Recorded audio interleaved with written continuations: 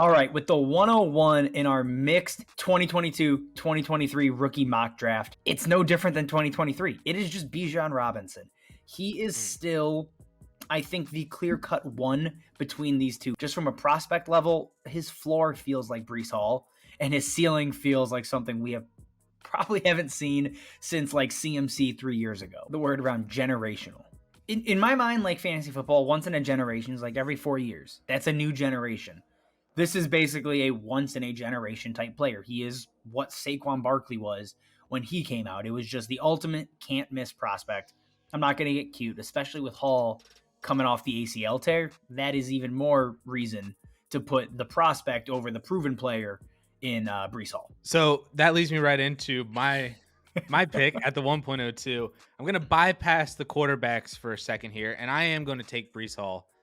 And I feel like I might be in the minority in the Dynasty community by having Breece Hall as my current RB1. If I'm not sliding Bijan and the rookies in, Breece Hall would be my Dynasty RB1 right now. Over Jonathan Taylor, over Kenneth Walker, over Saquon Barkley, ETN, all those guys. And I feel like that's somewhat of a hot take because of that ACL injury. But I saw enough from Breece Hall that he was dominating with, this New York Jets team, right? That everybody really hated him for being on the Jets. Breece Hall did everything and then some that I wanted to see from a rookie running back. Literally took the job over in like 2 weeks and just ran with it. I'm not really worried about the ACL injury. He might have a rough road at the beginning of the season in 2023. But, I mean, we've seen Dalvin Cook come back. We've seen Saquon Barkley come back, Adrian Peterson. Like, there are just numerous examples of just a straight ACL injury not inhibiting a player, especially an elite running back. So I'm taking Breece Hall, my current RB1, until Bijan comes in, and then he'll be my RB2. So I'm going back to the rookie class here, and yeah, I am going quarterback. It is Bryce Young. So if you guys watched the rookie mock, Bryce Young was our 102 in that class.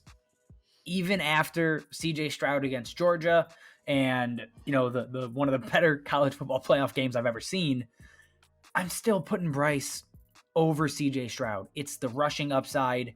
It's, I think, a player that's a little bit more dynamic, even with all of the height concerns swirling, right? We all saw the picture of him with Nick Saban, basically the same height, and Saban's 5'6". So like that exists. But I think Bryce Young is good enough that it doesn't matter. I mean, you can look at Kyler, another short quarterback who still has had a ton of fantasy success, despite his height. And, he's able to run while, being basically, for NFL terms, a tiny person. What was it? He had 5 touchdowns on like 21 attempts or something like that in the bowl game. It was something insane. Yeah, he looked every bit as good as we expected him to. And again, that's like kind of a feather in your cap. The last time we see him in college, and he just looked like a superstar. He's going to be an elite pick. He's going to be an early pick, if not the first overall pick in the NFL draft. Then I'm just going to go and talk about it with CJ Stroud. Then he'll be my 1.04. And it really is like, this is a 1A, 1B situation. This is not 1 and 2. I have no problems whatsoever. You have CJ Stroud ranked ahead of Bryce Young. These two quarterbacks are going to be both so freaking good in the NFL. Like Joe Burrow and Justin Herbert from the same class, like that's kind of what we're looking at here. And I really can't fault anybody for taking one over the other. And so I'm just going to be happy that I got one of them. And CJ Stroud is my 1.04. I don't really know if there's anything else that needs to be said on that. No, I think him flashing the rushing upside, that was key. Yeah. That was huge. I mean, we knew it was there. I think in theory we knew it was there. But actually seeing it against an elite defense, that eases a ton of concerns. And again, there's a lot of people out there that just don't think he's a good quarterback for some reason. Again, I was surrounded by Ohio State fans watching that game, and I had multiple tell me like, "Oh, CJ Stroud's terrible." I was like, I don't think that's true. I think he's very good, and he'll be a great NFL quarterback. Moving to our 105 pick here, and this is where things are, I think, get very, very difficult, because you obviously have a great sophomore or a great running back entering year 2 in Kenneth Walker. And then you have 3 or 4 wide receivers that I think people would want to see up here as well. You have Jahmyr Gibbs. It is a loaded group of players here at 105. for me, I'm going to take my current wide receiver 1 from the 2022 class, and that's Chris Olave. So Chris Olave, at least right now, deserves, I believe, to be the number 1 wide receiver in that 2022 class based on what he did this year and who he did it with. Like, Andy Dalton is not a good quarterback by any stretch of the imagination. Chris Olave still looked like a true fantasy wide receiver 1 in what was a pretty broken offense in New Orleans. So even when you're comparing him up against Garrett Wilson, who flashed a ton, Drake London, who still has all the tools, Chris Olave has proven he has the tools and he's produced. For me, that is enough to put him, as the first wide receiver off the board in this draft. He is also my rookie wide receiver 1 from the 22 rookie class.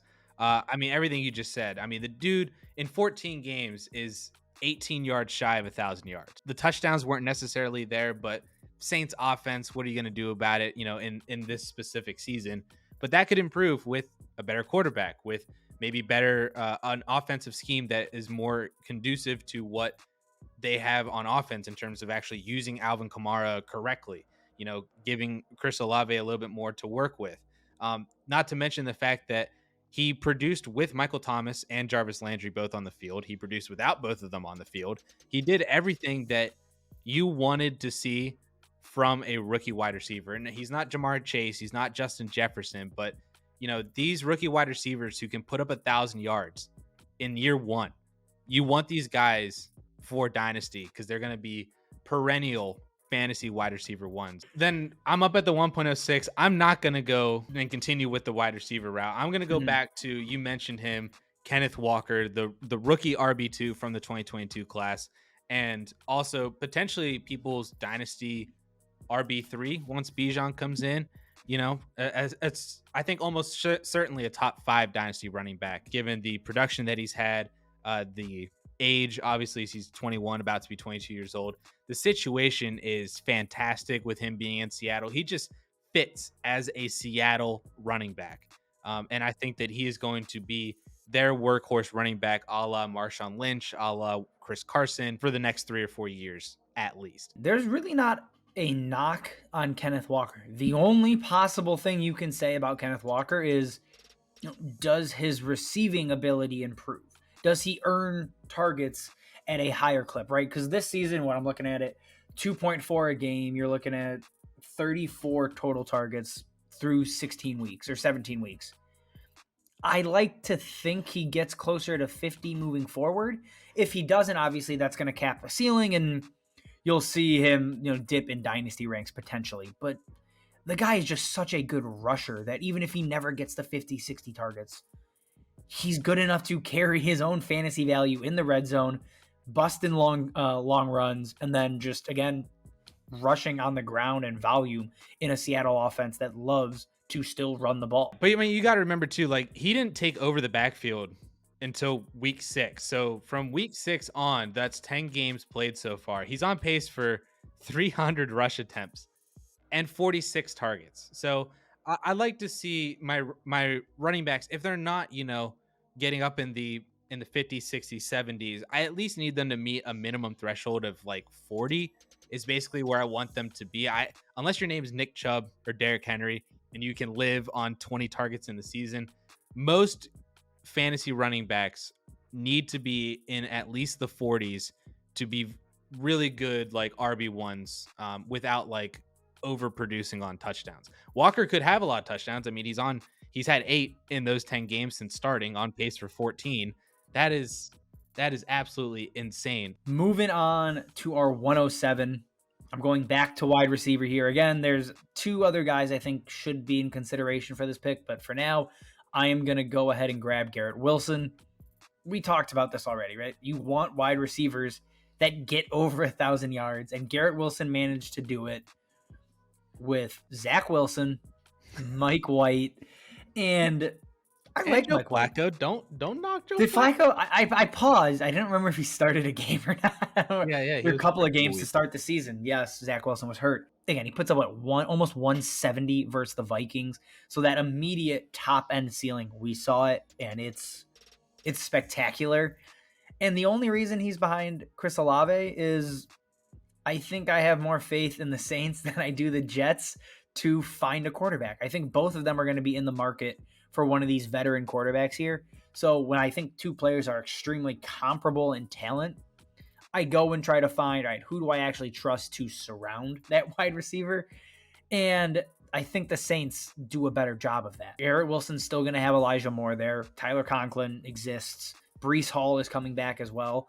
Where the Saints feel like they're phasing out Alvin Kamara. Michael Thomas is kind of dead to me at this point. He's dead to most people. The situation right now is starting to look a little bit cleaner for Chris Olave. And again, when you're comparing two players of this talent, you have to start looking for like nitpicky items. And that's just why Garrett Wilson lands at 2 instead of 1 on my wide receiver list. The one note that I want to point out about Garrett Wilson, and I don't know if this is like an actual thing or if it's just like a blip because rookie and how dominant Breece Hall actually was. But if you look at the 4-game stretch that Breece Hall was really super dominating, I mean, they won 4 games in a row pretty handedly in almost every single one of those games. In those 4 games, up until Breece Hall's ACL injury, Garrett Wilson had 19 targets total and 100 total yards. That was his stat line across 4 complete games. And I don't know if that's indicative of like that is going to be what the Jets want to do when Breece Hall comes back and they're much more of a run first team. And if Breece Hall is that successful, that just kind of means that they don't need to pass. So Garrett Wilson doesn't really need to be as involved. I'm definitely not going to sit here and say Breece Hall being good and the Jets being good as a team is bad for Garrett Wilson. I just think it's kind of interesting that the worst games of Garrett Wilson's career so far coincided with Breece Hall absolutely shredding the face off of NFL defenses. I think those also coincide with Zach Wilson coming back, though. So that is a piece to that where I think they were easing Zach Wilson back in. They realized Zach Wilson sucks, and they don't actually want to throw the ball all that much. One of those games, he ran 11 routes. The other, he ran 16. So they just were like, we don't need to pass it. Their guys weren't even out there running routes. Like his 3 of his 4 lowest route totals on the year in those 4-game stretch. Yeah. So just Zach Wilson sucks. That's the takeaway. Zach Wilson.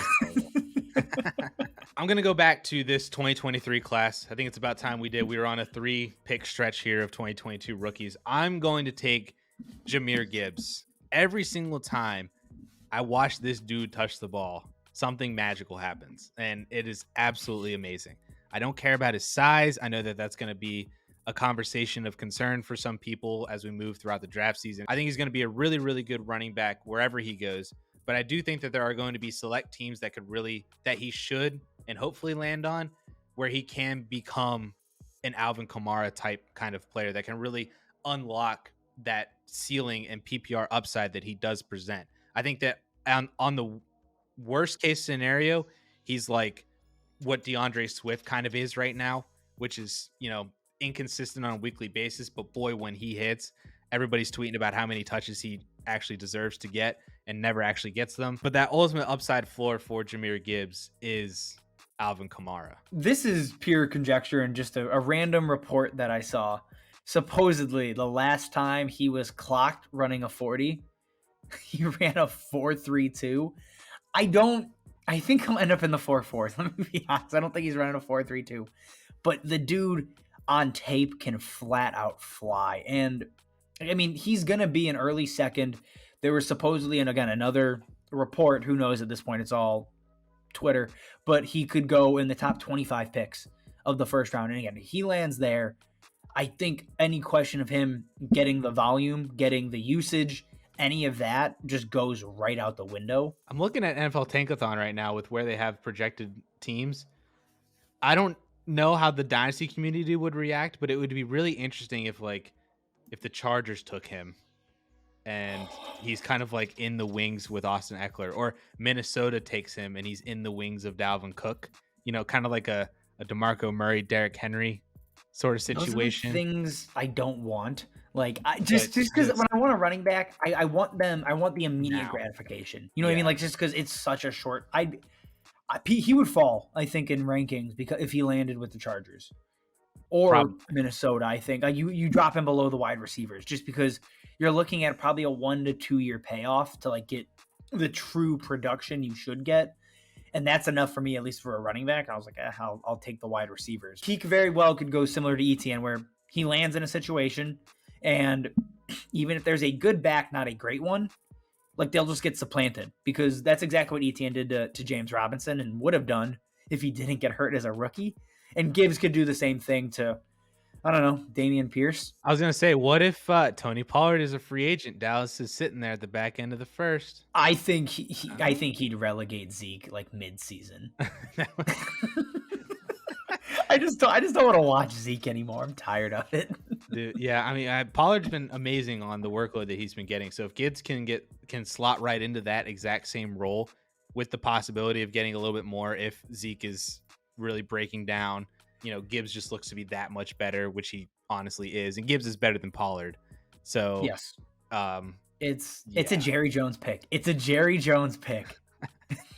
I've talked myself into it. God, he's going to look great on the Cowboys. Moving to our 109 here. I'm going back to the wide receiver class, and it's Drake London.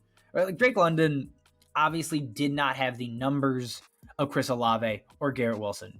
He was never going to have the numbers of Chris Olave or Garrett Wilson in this class, just for the sole reason of he's playing with Marcus Mariota and, down the stretch here, Desmond Ridder. But the underlying metrics for Drake London are as positive as you could possibly find. Right? The man was 5th in target share in the NFL as a rookie, 29.5%. And it was, I think 27, 28% when Kyle Pitts went out. So even, it's not even on the back of Kyle Pitts leaving. Like, he was still earning targets at an absurd clip, right? His target rate of 32% is 3rd in the NFL among all wide receivers. Like, when you're talking about buying opportunity, that is what Drake London is. He didn't produce year one. Like I said, it just did not happen. I am going to buy low, quote unquote, buy low on Drake London, because in a year, he easily could be ranked as like a top 6 or 7 dynasty wide receiver. I don't think anybody would bat an eye, just because that type of opportunity, the skill set to gather that type of opportunity, you really don't see much of in the NFL. He is so good.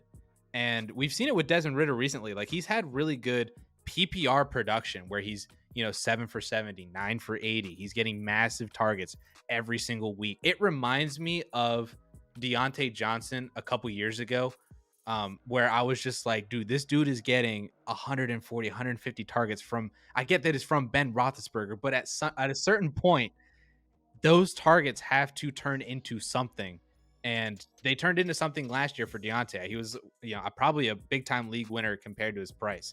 And if Drake London, I think he's already in that conversation in terms of the return that you could have on that investment. You might not be buying low on Drake London, but at market price where he is right now, the ROI could be massive. I don't know if they draft a quarterback or trade up this year. They very well, though, could be in the sweepstakes for Caleb Williams in 2024. And if Drake London and Kyle Pitts land with Caleb Williams, holy crap. I mean, they'll light the NFL on fire. Oh my gosh. See, you planted that seed in my head, and now it's there, and it's not going to come out now. Thanks. I've been thinking about it for weeks, and I'm like, they're just too far out, I think, to trade up, which means they're going to roll with Desmond Ridder, who I do not think is good, and probably be one of the worst, if not the worst team in the NFL in 2023. All right, so at the 110, sticking with wide receiver, got to move back to this 2023 class now, though. I am going, and this is a little bit of a switch up from our rookie mock draft that we just did a couple weeks ago, where my wide receiver 1 and wide receiver 2 are now switched from where I had them originally. I will take Jaxon Smith-Njigba here as the 2023 rookie wide receiver 1 and the wide receiver 4 in this overall mock. I wish I found the YouTube comment, but it just clicked in my head so well whenever I read this from the mock draft video, that it's just, he is so much safer of a wide receiver, and that's why he deserves to be the wide receiver 1 than Jordan Addison, because the production that we saw from Ohio State with both Chris Olave and Garrett Wilson, who we just drafted ahead of Jaxon Smith-Njigba, he was producing better than both of them while on the field all at the same time. He doesn't have as much of a size concern as Jordan Addison, even though I don't really think it's a concern for Addison. When you look at JSN's profile as a whole, it's just a whole lot safer, on top of the fact that he'll probably be the first wide receiver off the board. This is the correct choice. Again, I love Jordan Addison as well. We'll touch on him shortly. But JSN, again, he is this class's Keenan Allen. Like that is, it feels like a median outcome for JSN. If he turned into Cooper Kupp, would you be surprised? Personally, I wouldn't be. I mean, it'd be a little shocking because nobody's Cooper Kupp. He's going to be that level of athlete.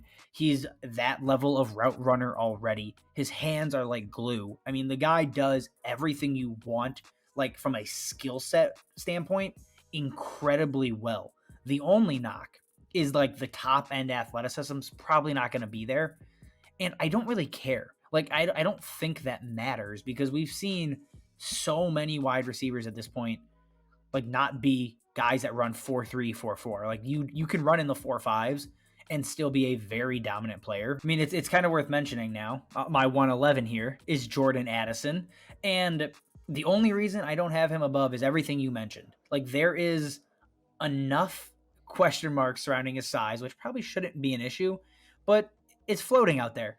To me, that's enough to be like, okay, I'll bump you down below JSN. They're 1A, 1B. Like, they really, really are. Jordan Addison is everything JSN is, except he's just a better athlete. He's twitchier. He's got significantly more speed. And he's produced, right, at a similar clip to JSN with Kenny Pickett.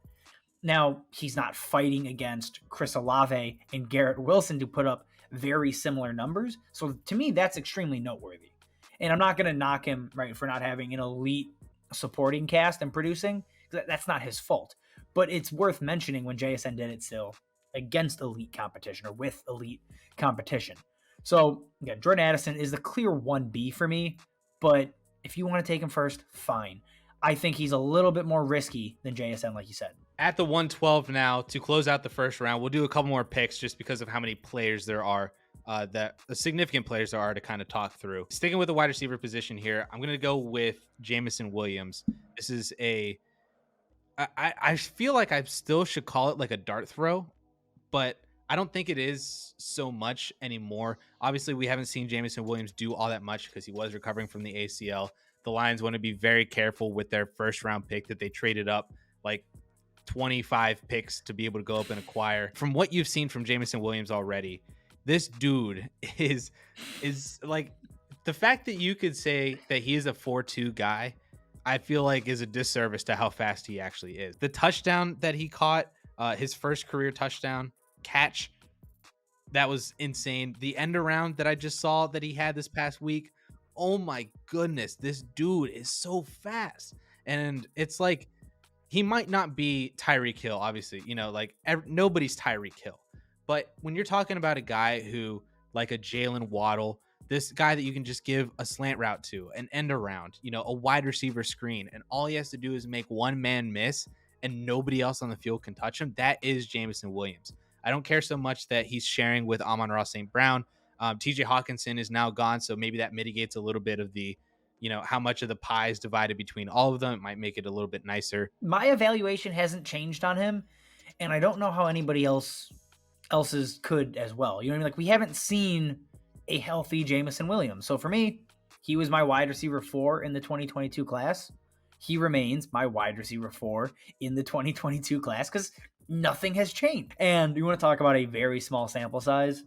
So since he's come back, I believe it's 5 games, he has run a total of 27 routes. He has a target rate of 29.6%. That's 2% lower than Drake London. And again, the world's tiniest sample size. But that's one of those things you can look at and go, okay, he's getting on the field, and when he's on the field, they're making it a point to get him the ball. Moving on to the first pick in our second round here. And if you watched our rookie mock, you'll know this is now my RB3.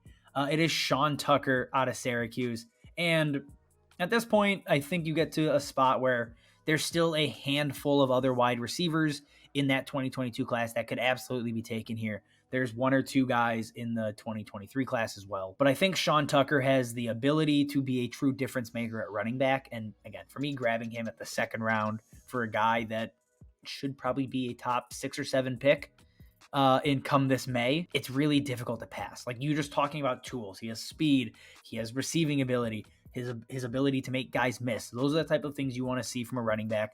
And he produced. Like it's not just saying, well, he has tools. He produced alongside having all of these tools. And to me, that's the exciting piece of Sean Tucker. And again, in a league where we are constantly searching for running backs, I will take the upside on a player I think could be great over some of these wide receivers that are left that I think are very good, but may not have a top end ceiling. He is going to be someone that I will probably leave almost every single rookie draft possible that I can. And I think one of the biggest reasons why I could do that is because I think that he is a guy that not a lot of people really know of right now, or if they do, they're just like, he's not Bijan, he's not Jahmyr Gibbs. He's in there with Zach Evans and Kendre Miller and Tank Bigsby, and some people really like Charbonnet and Blake Corum and all of that. He just feels like he's lumped into all of them in that group, and I don't really think he is. I think he is very clearly the RB3 for me, and I'm going to be so excited, especially in Superflex leagues, if guys like Anthony Richardson and Will Levis get draft capital, and that pushes Sean Tucker down, and I'm getting him at 109, 110, 111.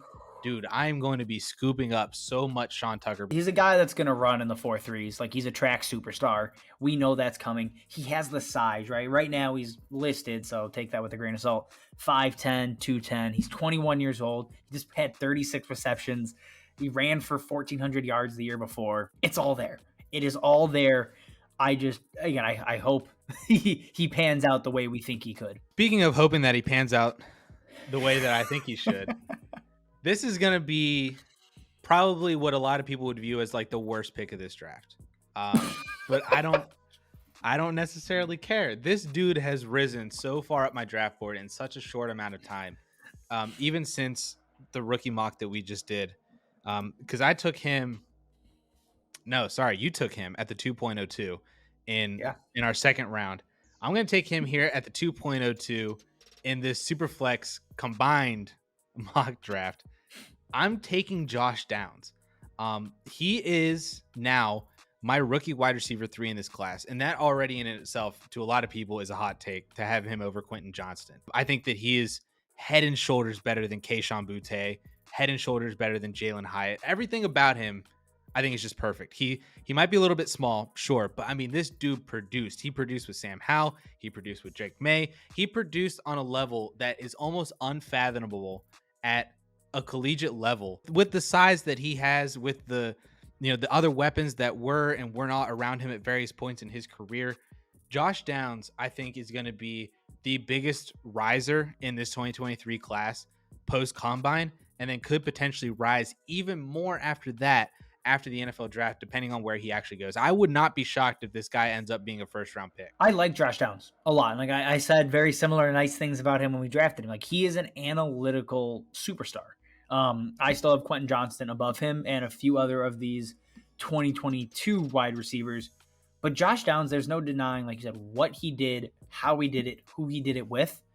There is no denying that at all. He's going to be Jahan Dotson. He very well could be better, but I'm saying, like, if he has a Jahan Dotson type rookie year, that's a huge win. Like if Dotson was healthy, right? Like I think that's a great season, and I don't think anybody would be upset with that out of a guy that I think most rookie drafts, you'll be able to get him end of the first. Like he will be there, and I think he'll be a great pick there. He might even honestly be there at the back end of the second. Dotson might be a fantastic recent comp in terms of he was a player that was taken in the first round that I don't know if a lot of people were really expecting to be taken in the first round. And if they were, it was like 28, 29, 30s, not 16. Not we traded up to go get Jahan Dotson. But even after that happened, he was still being taken as a fringe back end of the first in rookie drafts in Superflex leagues. And maybe that's, conducive of there was only one quarterback.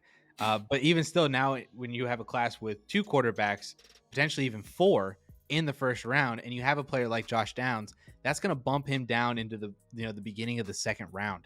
And I think that's going to be absolutely amazing. Like Sean Tucker, Josh Downs, if you have a late first and an early second, you would be leaving your rookie drafts with both those players so much. and you would just, I think you're just going to be profiting off that move for years. Moving to our 203 here, our 15th and final pick in this mixed rookie mock. There's a lot of names here. Like there's a lot of names that could and should be drafted, but it's going to be Treylon Burks for me. I honestly considered taking Burks up at 13, where I took or pick 13, where I took Sean Tucker. Treylon Burks just had a very up and down season due to injury, quarterback changes, all these other things. But I think Burks proved enough that, like, when healthy, with a quarterback that can pass, aka not Malik Willis, he can be a difference-making wide receiver.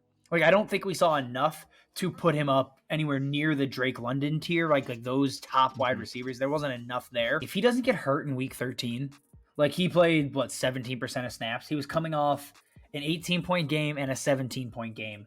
And then he mixed, obviously, basically all of week 13, 14, and 15. 16, he still wasn't really out there with Malik Willis. And then week 17, he comes back, gets another 8 targets. I think if he doesn't have that 4-game stretch with that concussion, we have a very different conversation about Treylon Burks, which is why, again, I think he's a great buy low here. You know, came away with a 17% target share roughly as a rookie. That is enough to be, okay, 20 to 23 is in his potential range of outcomes for year 2. So again, enough to like there that I think, yeah, like you said, it's warranted to pick him here. I love this. That I think it's amazing that Treylon Burks is here at the 2.03. Like we were talking about him as the wide receiver 1 or 2 in the 2022 class before the draft, after the draft still. And the fact that he's now down here at the 2.03, but we're still, I think maybe not as confident, but we're still very confident in what Burks is at the next level. Like he just showed that he is as talented as we thought he could be, and just needs a little bit of consistency in terms of his situation. He needs to maintain, staying on the field health wise. But as long as those two things can kind of come together, Treylon Burks could be and should be a really good fantasy wide receiver. And I think that he definitely deserves to be here at the 2.03, especially ahead of probably some other rookie wide receivers from the 22 class that you guys have in your minds in terms of why haven't they gone yet, over Dameon Pierce. I think Treylon Burks definitely deserves to be here. And I mean, I'll have to admit, I probably should have taken him over Josh Downs. I just love Josh Downs a lot. I don't blame you. but yeah, Burks definitely is, I think, one of the biggest buy lows from this 22 class in terms of a player whose value has actually fallen and you need to be scooping up right now.